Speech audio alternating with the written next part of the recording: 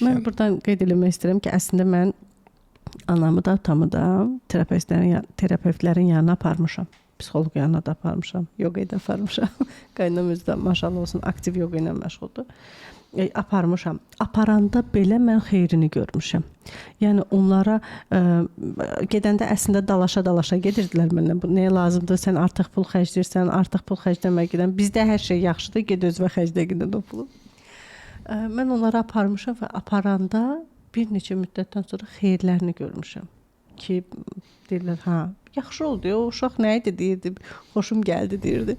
Mən buradan tövsiyə edirəm həqiqətən gənclər, bizim kimi gənclərə əziyyət çəkirsinizsə valideynlərinizin bu cür məsələlərindən mütləq şəkildə terapevtlərə müraciət edin. Murad bəy çox gözəl vurğuladı ki, hərənin öz dilində. Hərənin öz dili var. Uşaqla uşaq, böyüklə böyük.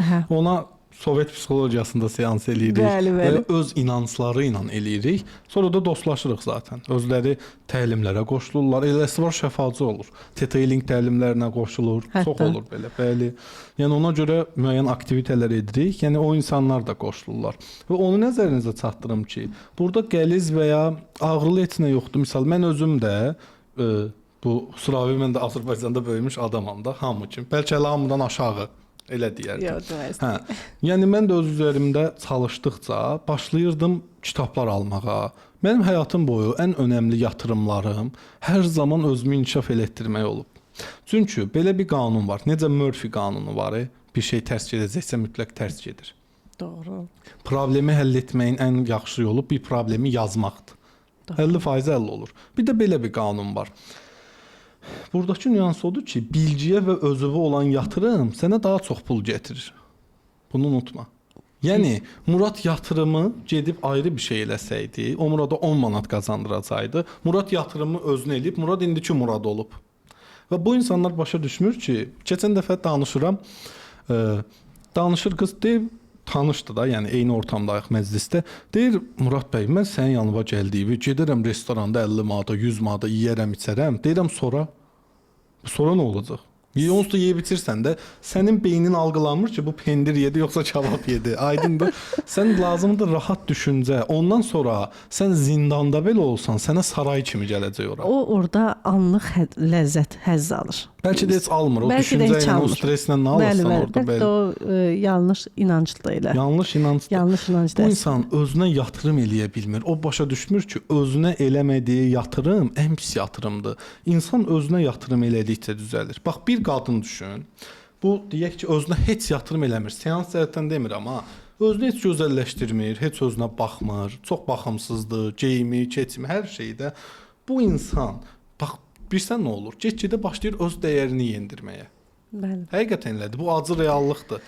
Və bir insan nə qədər bilgisinə, özünə, öz inkişafına, dünya görüşünə, şəfalanmasına belə yatırım eləmirsə, o insan get-gedə çökəcək.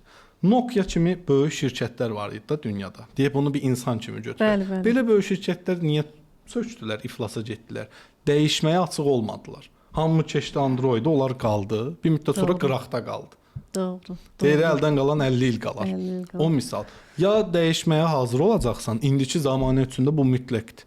Sanki bir yarışdır da kapitalizm. Əslində dəyişməni nəsə belə bir mən dəyişmədim modunda qalmaq istəyir. Yəni mən dəyişməmişəm, amma mən də elə bunu elə bir ikiyüzlülük kimi görürlər, amma elə deyil. Dəyişməmək eyibdir.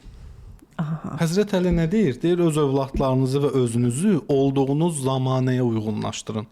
Kompüter dövrüdürsə kompüter öyrənin, texnologiya dövrüdürsə texnologiyanı öyrənin. Yəni dünyanın ən böyük gücləri niyə öndədir? Dəyişməyi seçdilər. Onlar fikirləşmirlər ki, sağ ayaqla gedək ya sol ayaqla gedək də bir yerə. Onlar fikirləşirlər ki, böyük kompüter sistemləri quraq, ki, qruplar, proqram yaradaq. Yəni baxsaz dünyanın hərbi güclərinə hamısı texnologiyada, silah-sursatda ən öndə adamlardır. Niyə? Dəyişməyə çox öncədən başlayıblar. Yaponiyanın öz, Amerika, böyük ölkələrdən söhbət eləsək, yəni dəyişmək bir avantajdır. İnsanlar, yəni bu söhbətin məğzi insanlar seansda dəyişir, belə deyək. Yaxşı, dəyişməyi istəməməyin səbəbi nədir? Dəyişməyi istəməmək, onlar buna deyirlər alışılmış çarəsizlik sindromu. Bir balaca fili uşaqlıqda mismarlayırlar yerə. O təzə olanda qaçanmır axı, gücü çatmır. Böyüyür, 4-5 tonluq fil olur da, yəni çox ağır bir fildir. O qədər alışıb onu dartıb çıxmır ki, əslində indi dartsa çıxacaq o mismar. Sadəcə cəhd belə eləmir. Buna deyirlər alışılmış çarəsizlik. At var ha, at. Atı hər zaman iplə bağlayırlar ağaca.